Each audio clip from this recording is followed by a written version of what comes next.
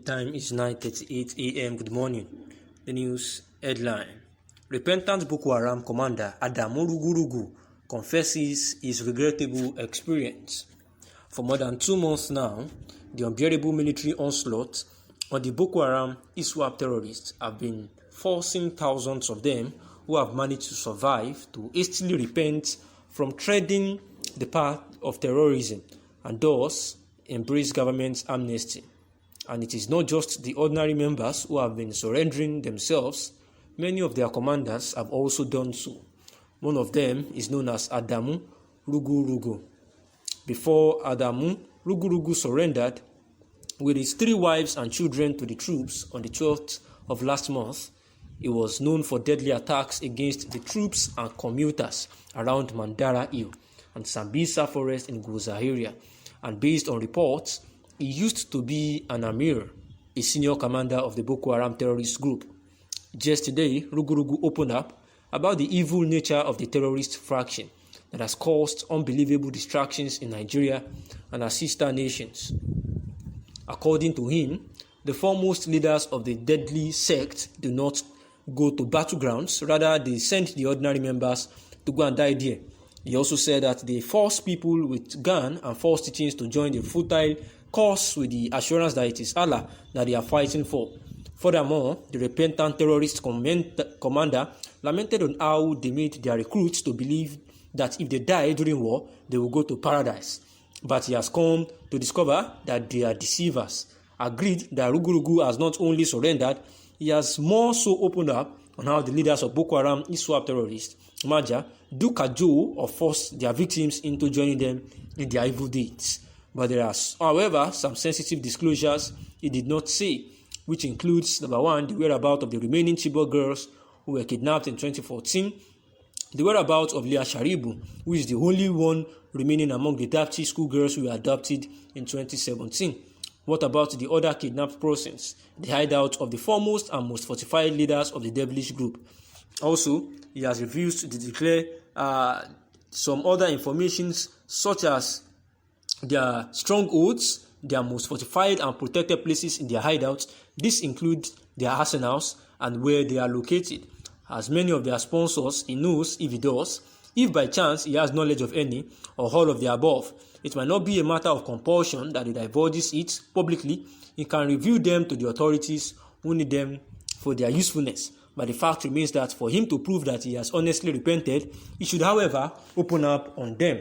Because just like Reno Mokri and others have said, trying to analyze now, that all these people that are just surrendering, like all these Boko Haram terrorists and all the likes that are surrendering, are only doing so because of the likely benefits that they may get from the government and not because they actually wanted to change. They are only doing, and most of them are actually faking all these things, like faking to surrender to the federal government, just to enjoy some of the benefits that the federal government are using to entice them to surrender, and not because they truly want to change.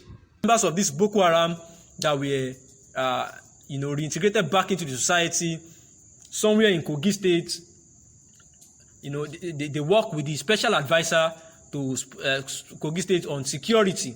And these people, after being reintegrated back into the society, they went ahead to steal, and they were able placed on monthly salary actually. They collect about 110,000 naira per month, as documented by the newsmen, that even by the police. The police actually interviewed them, and they got to know that they were on the payroll of the government for a sum of 110,000 naira per month, and they work with the special advisor, and they were using this again to oppress and intimidate the residents of the community. They went to one Alaji's farm, and they blackmailed him, and they asked him to give them about 20 cows, which was about 7 million plus. And they collected his phones and about 40,000 naira from him instantly. And at an attempt to further do that again, they were caught by the police, and a sum of 400,000 plus and the likes were retrieved back from them. And this is an instance or a clear impression of what the Reno Mokri, the ex-president media spokesperson, has done this is an evidence of what he's saying, and some other citizens of the country, even the IDPs that are actually lamenting that they do not want the integration of these Boko Haram terrorists back in the society.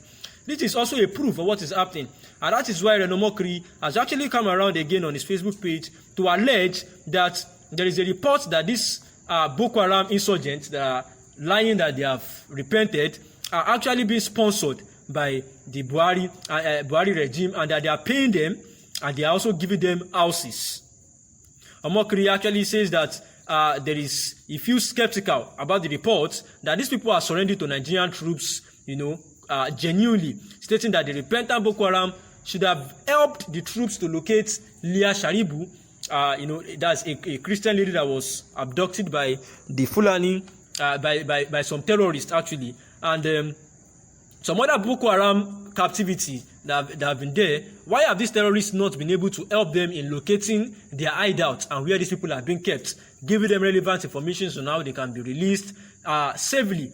The post reads in Omokri's writing that if these Boko Haram militants Buhari is releasing and rewarding are truly repentant, how come they have not told us about the location where Leah Sharibu and Chibok girls and other abductees are kept? What exactly is their act of repentance? And this is a true question, considering the happenings around, whereby these people are still coming back to intimidate and oppress the residents of the communities, and extorting them unlawfully, even when being fully paid by the government. So he was asking now, what is their contrition? How do they want to say they are sorry? What is the expression of being sorry from these people? Like, what is the evidence that they have truly changed and are no longer a danger to the society if they are actually doing this?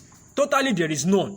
And the United Nations have actually released a report on how Buhari administration is paying these Boko Haramists, and it is actually clear, just like the instance I stated now, that after being they are even allowed to be they are allowed to work with the special advisor on security, so that they can actually use their experience within that in that regard to help in addressing insurgent and any form of insecurity, breaching the peace of the residents. And instead of doing that, they are using it against the society. And that is why he's saying that the house and the free money that they are collecting, or that the federal government is giving to these people, will actually make them to pretend as if they have actually changed, which is wrong and which is not true, because it is only an option for them to quickly say that okay, they will be saved from being pursued by the federal government, and at the same time they will enjoy